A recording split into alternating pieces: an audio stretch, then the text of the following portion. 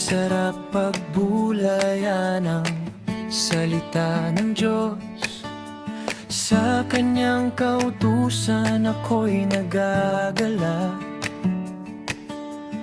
Araw at gabi ito'y aking iniisip, nagsisilbing gabay sa aking buhay.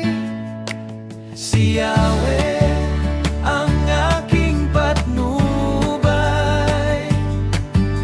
ako'y pinili niya para sa Kanya.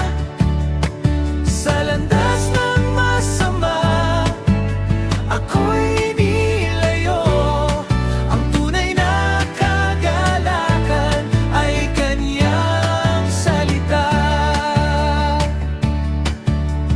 Tulad ng punong nakatanim sa batisan, namumunga sa tamang panahon,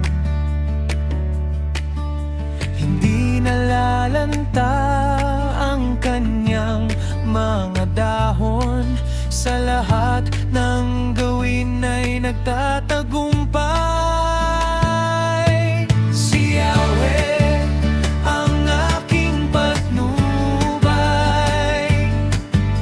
ako'y pinili niya para sa Kanya.